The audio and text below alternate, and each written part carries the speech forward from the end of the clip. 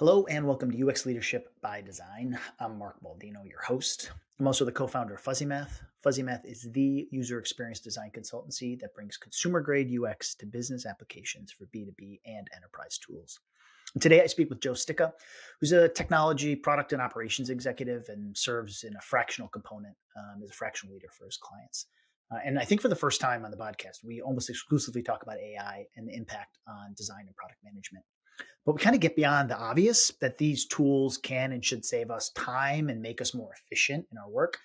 And we kind of shift to like, what's the mindset or the skill set that you all need, the mindset that we need to build to use Gen AI to its max output. And Joe uses this analogy of a senior editor who kind of generates less, but uses critical thinking to edit more. And then it's like, okay, hey, we've saved all of this time. Now, what can we spend that time on? And we should be focusing on things like being more creative about the solutions that we create and spending more time in that space, how to create things of value for our users. Or maybe we can have more time to do more extensive A/B or multivariate testing. And then even better, we now have that data in a model that can generate some output that is maybe a little bit less biased than we would create as humans. And so I think the podcast overall, we're really trying to cover, yes, Gen AI is here to stay, but how can it positively impact the design and product management processes and what you all can be working on in the short term to better position yourselves as designers and product managers, design and product leaders into the future. So as always, thank you very much for listening and please enjoy the episode. Joe, welcome to the podcast. Thank you, Mark. Great to be here. Yeah, great to have you here. Really appreciate your time today. As is traditional with podcasts, give the audience a sense of your background, how you got to where you are, and kind of what you're up to these days. Yeah, my background has predominantly been basically one foot in technology and technology development, being an old software developer myself, and the ability to kind of manage technology resources and get involved in architecture. And my other foot has been in really design and getting new digital experiences to market, and have gone through the various phases of what those digital experiences are and mean to be from Web 2 to Web 3. Awesome. And how did was it a transition from software development? Like, was there a period where you like made the conscious choice, or did you start to see yourself being pulled into like product and design over time?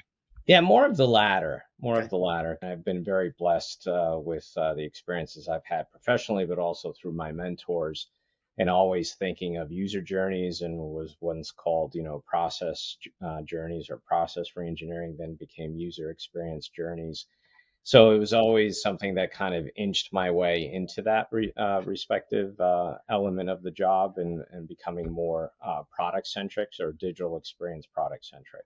And how have you found? I mean, if you're still doing that work, I'm assuming you're enjoying that side of the house. Do you miss the development component at all? I do, yeah, the actual development and the actual coding, maybe not so much, but obviously with all the tools coming out and have been coming out in generative AI and code development, it's bringing back a little nostalgia, and it actually have, intrigued me a bit. So maybe I could get back into it a little bit. It is interesting. Gen AI, I think for people who are in the engineering space are using it, and I feel like people who aren't in the engineering space, it's. I think I told somebody 80% of my mid or long form content like goes through Gen AI at some point. It doesn't always start there, but it like probably gets uh, cleaned up along the way. But actually, like having it code things for me has been like really like even just Google spreadsheet like formulas. I'm like I was just doing our financial planning for next year, and I have this.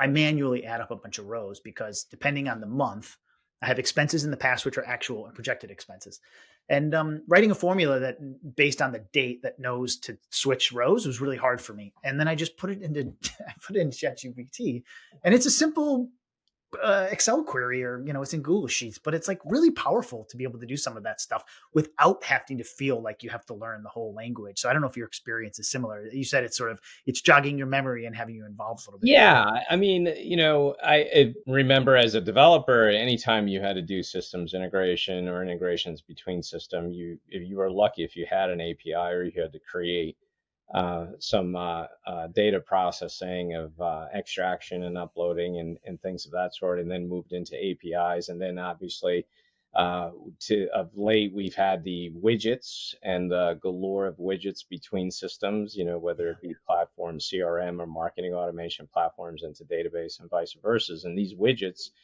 always this progression of doing low code or no code. So, and always using the administrator, if you will, or someone like myself getting into it is setting up these integrations as a use case in this conversation. And now you could just talk to a generative AI chatbot yeah, and say, I need XYZ integrated and I need this data to go from A to B. And I could set up these thresholds and these case statements, if you will, and it will just take care of it. Now, it doesn't take care of it 100%. You still need to kind of, do some work and implementation and some testing. Of course, that's always, and that can test it for you as well. But rather than figuring it out, you could just chat and yeah. discuss it to get it done. 100%. Yeah, I think people forget the recursive nature of these tools. Is it's not one and done, but like it's literally before this call, I was working on that spreadsheet and it was skipping January, and I'm asking it, why are you skipping January? Right, And it's not right, quite sure. So it's giving me a bunch of alternatives, both of which didn't work. So I have to actually do like a little bit of debugging, but it got me 95% of the way there, and probably will eventually get me to 100% of the way there.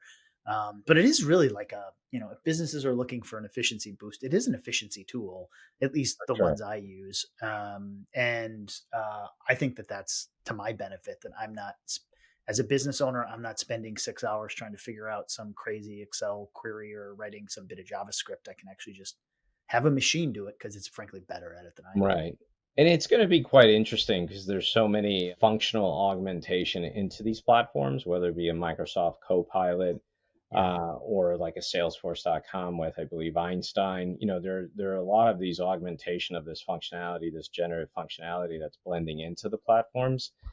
And in some respect, it's going to get very interesting in seeing what really is the differentiator, because a lot of these LLMs or small language models, when they're more localized and you're not putting it out into a platform in the public like a ChatGPT, is what is really going to be the differentiator. And in some respects, just like anything, I could see it get commoditized because people will just assume it's a functional element.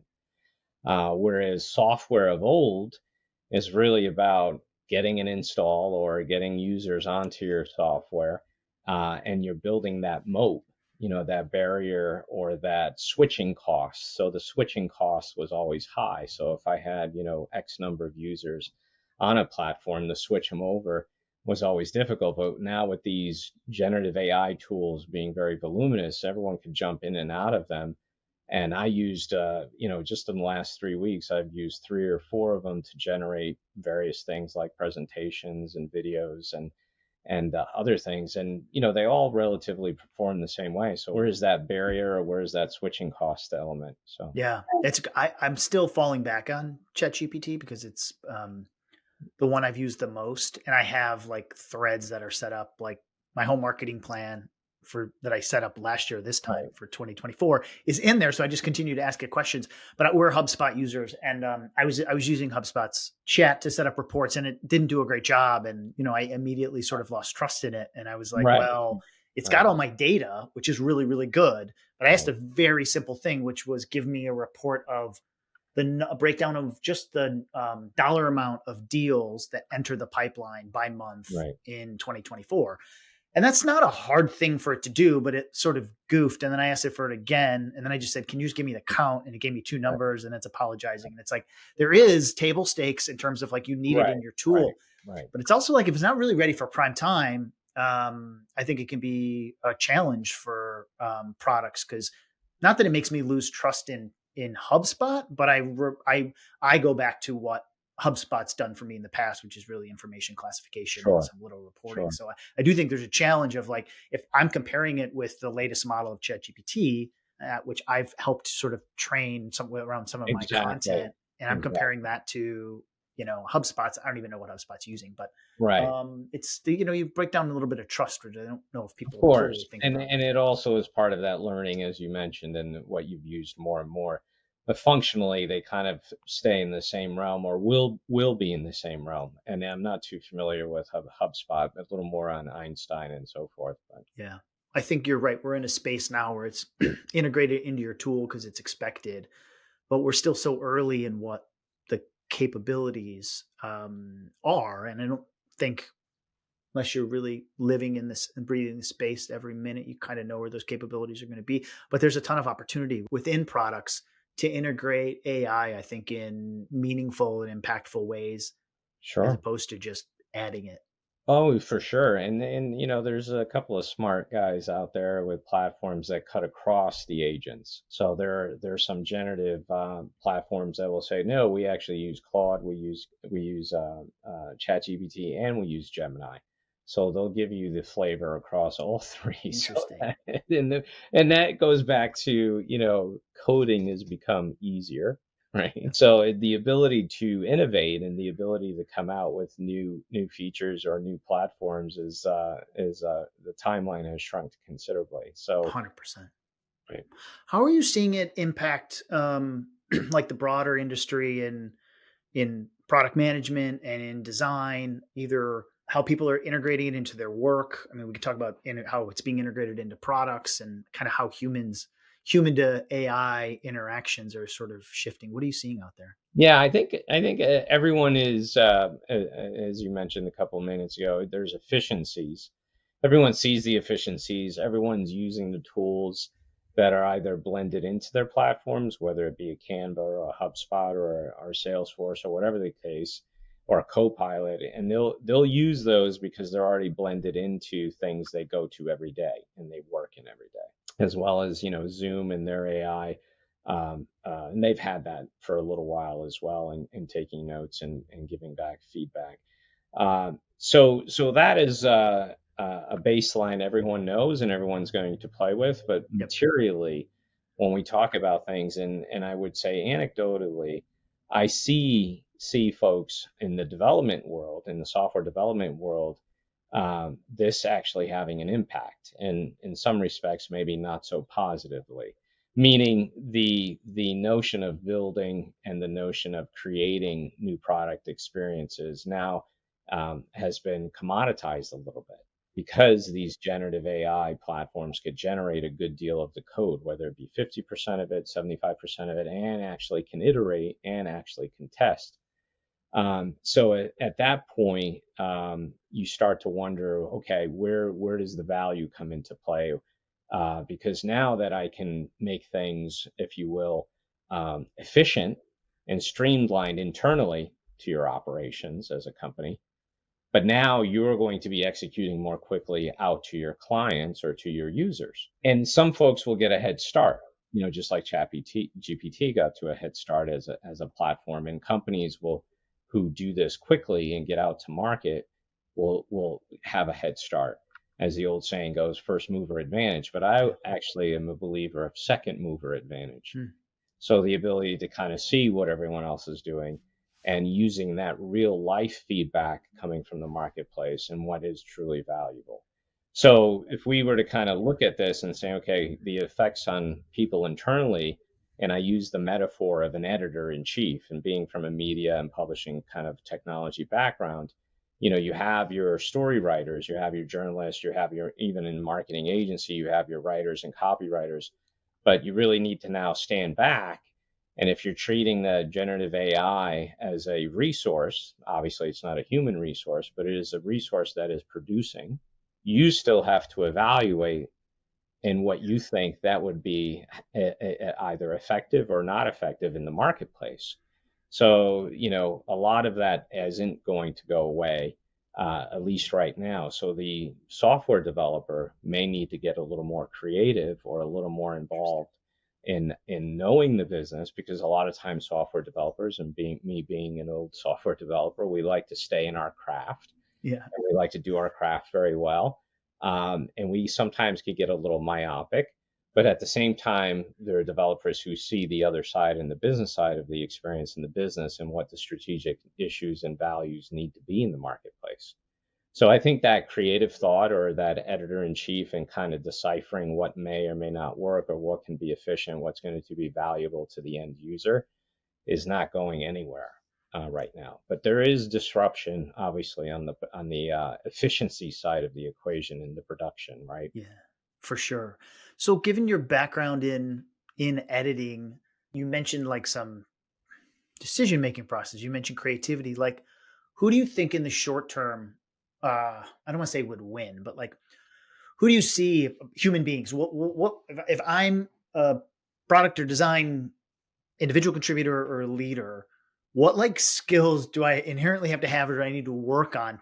And you can use the editor example if you want to be a better editor, versus maybe I think the opposite of that is like a pure creator, right? Right, I generate and then I edit along the way and send it out. Now something is helping me create and I'm editing. Like, what are some of the right. tools that people need to have to be better editors? Right, and in an editor being the metaphor we're on here, is also potentially a product manager.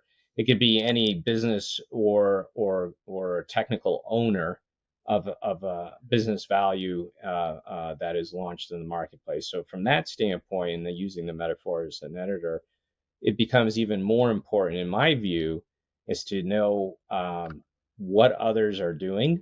And it can sound very simplistic, but is very hard to execute on. What others are doing and what is working and not working beyond the data.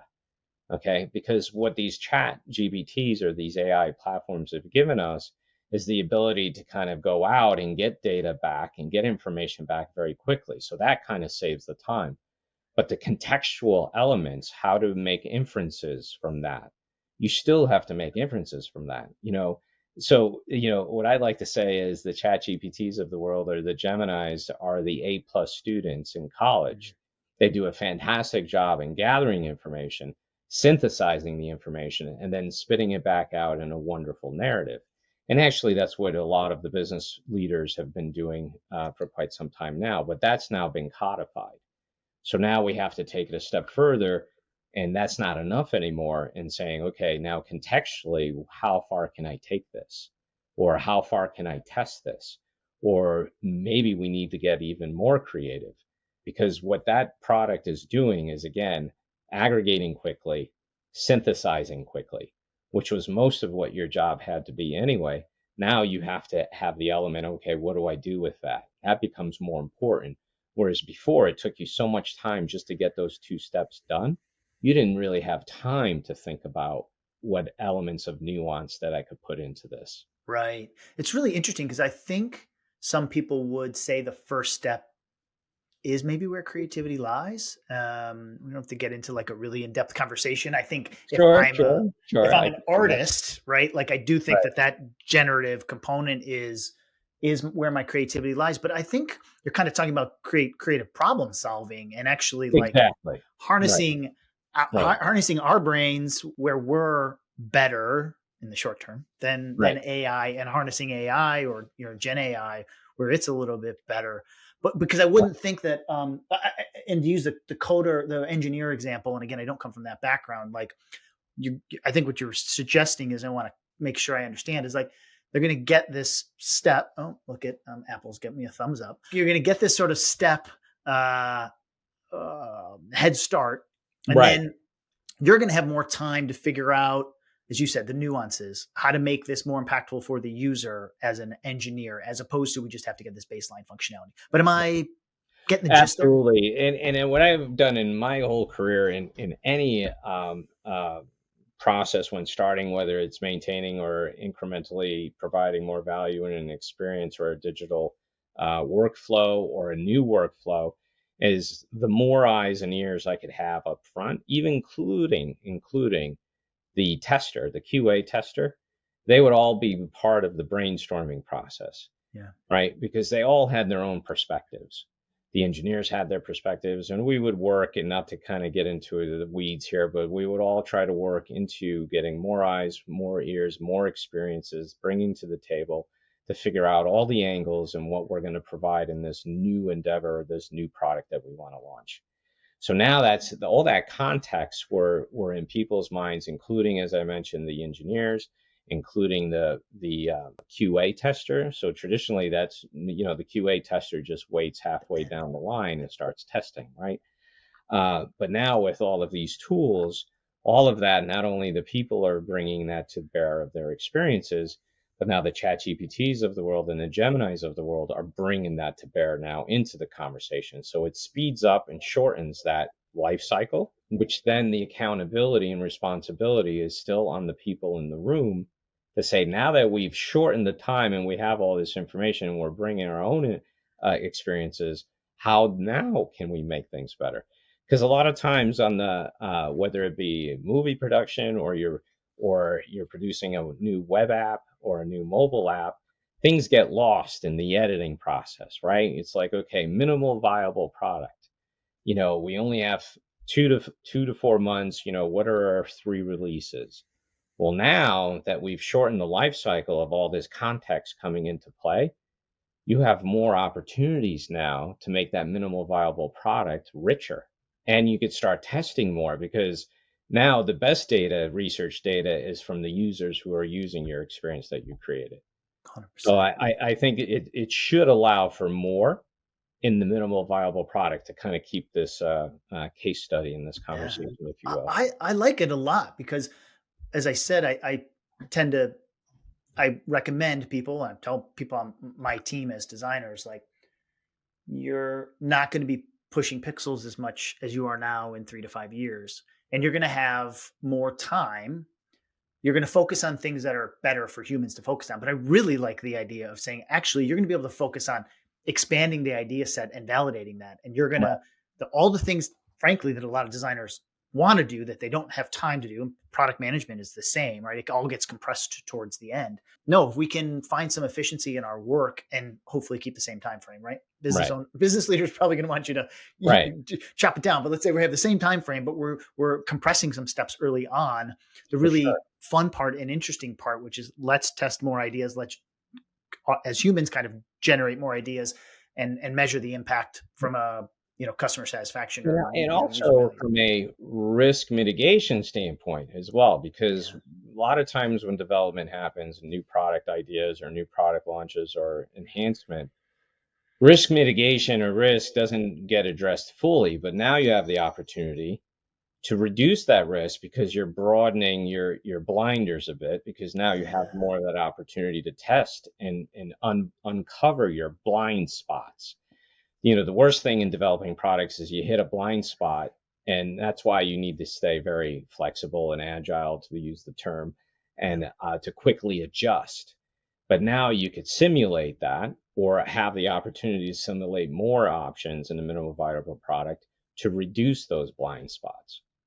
That's amazing. I think it's a good metaphor, and I think it keeps people focused on where there are gaps in their process from a timing perspective, but also, like, what's the most valuable thing I can be doing for my organization right now. And I think this idea of testing multiple options faster, generating multiple options faster, and risk mitigation, that speaks to people who do product management and design, because um, there's very few people who feel so confident that they can just launch something into the market and know it's going to be successful. But I think risk mitigation and efficiency speaks to business as well, which is nice that you can have that sort of bottom up.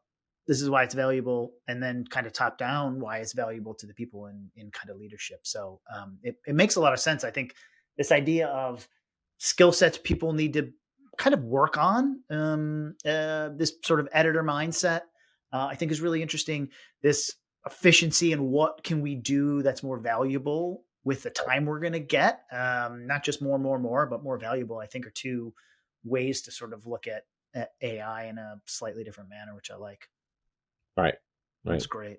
I'm going to use your example of second mover advantage, which I haven't had the opportunity to spend 25 minutes talking to somebody really just about AI in product and design. So I've enjoyed the time, but I'm kind of curious, like besides the time savings and the energy savings and spending more time and this editor mindset, where are you seeing kind of the future of product management and design shifting? It could be AI related or not, but just kind of from where we are in a current state in 2024 to where we might be in a year or two. What's your prognostication Yeah, on? I think the feedback, the speed of feedback is going to increase considerably. So whether you're building a new application or a new digital experience, or new streaming service or whatever the case, we've all relied on getting data feedback from users, right?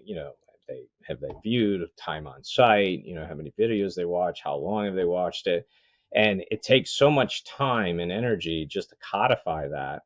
Yeah. There's been a lack of, in my experience, and it gets so difficult because of the lack of time, is what, again, are the nuances? What are the correlations of certain user behaviors with other user behaviors or within the same user? So it's not enough to say, yeah, time on site for these stories or time on site for these functionalities or watching videos and then making decisions that way. So now what we have is an opportunity again on the data feedback coming back. We've widened it and we've shortened the time. We'd have to wait for the reports. We've had to aggregate the reports. Yeah, one could argue you could set up these portals and these reporting dashboards on all these different platforms, whether it be Google Analytics or a million other tools that are out there like Tableau. But now, what are the inferences? Now, maybe we could get into correlation analysis or causation analysis. We've never really had the opportunity or time to do that. And that feedback of that data and then aggregating and codifying that data has taken so much time, and we're just looking at data, right? So good old statistics comes back, and people will use R and they'll use statistical programs to try to run, but they're not able to think around it. They're just doing the work and the functional work to create the report. Once you have the report, it's like, all right, now how the hell do I get behind these numbers? So now with these generative AI platforms, we could get behind these numbers to continue the conversation. Whereas before, we're trying to squeeze in a meeting. How many meetings do we have a week, right? We're trying to squeeze in the meetings, to review analytics and then make changes in the experience based on those analytics. Yes. And that takes forever. And Yes. no one really wants to make a decision because they're Right. afraid they might be wrong. Right. And so there's this competing commitment of the employee, if you will, the resource to say, well, I want to jump in on these numbers and see what it's saying, but at the same time I don't want to be too um, creative, because it might be wrong and they're afraid of being wrong. It might affect my performance. Well, now you depersonalize that with these generative AI platforms to not only bring that information back more quickly, but drop it in raw into these generative AI platforms and say, give me your inference. And at least that way it depersonalizes the conversation, which as a product person in all my career, the more you could depersonalize a brainstorming and a conversation and you could react on something, the more fruitful and the more Socratic the process, thereby eliminating the blind spots. And the bias.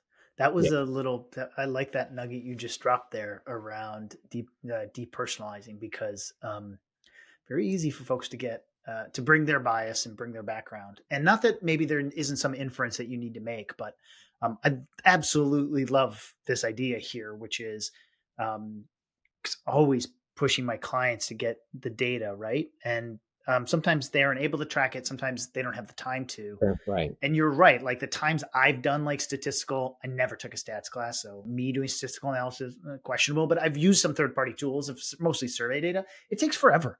And Yeah. then, you're sort of looking at it. Okay, what do I do with this? The idea that you, as you said, drop it into an LLM, but then it actually has the context of what you've been doing all the way along the way. So it's not just, it has context from how you got there. And now you're going to give it more Right. data to help guide like future decision makings. That's like insanely powerful. And I'm sure somebody's working on a product that does something like this for the Well, product design and yeah, development process.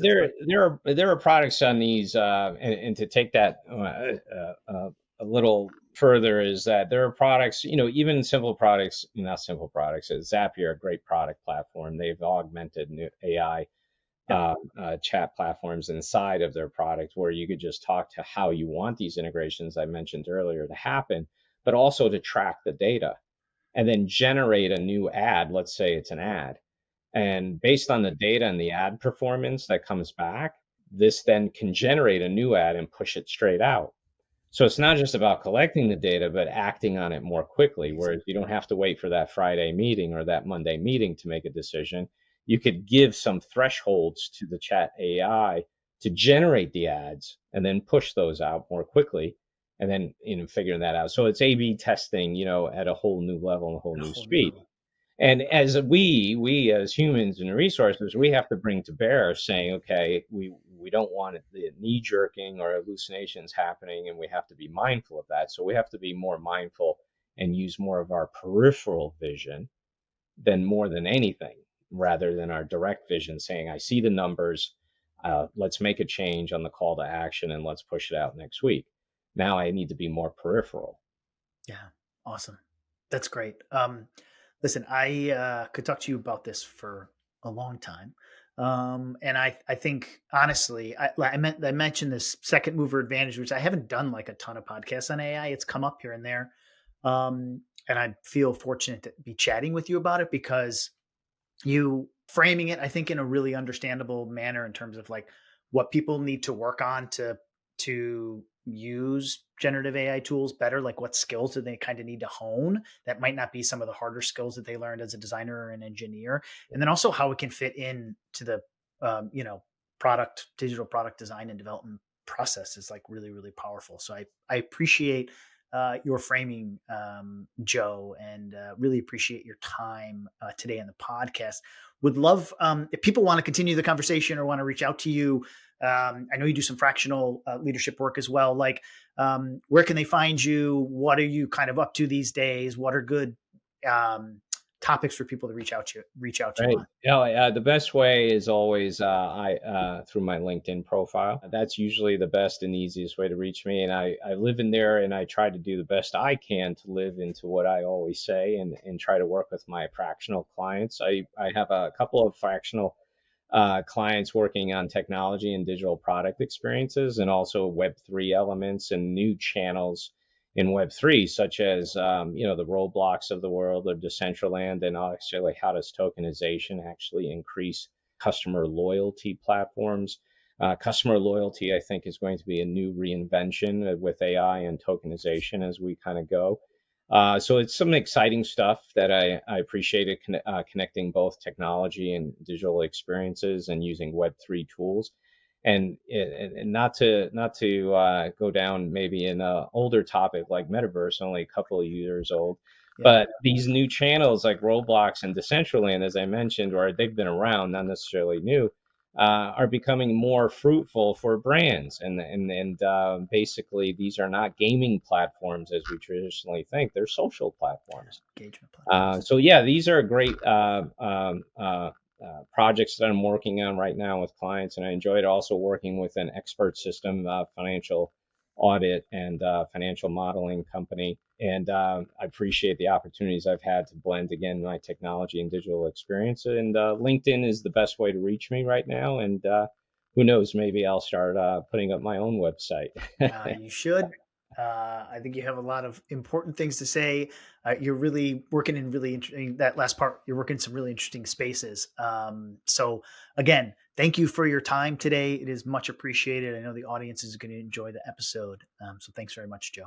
Thank you, Mark. It's been a pleasure. You bet.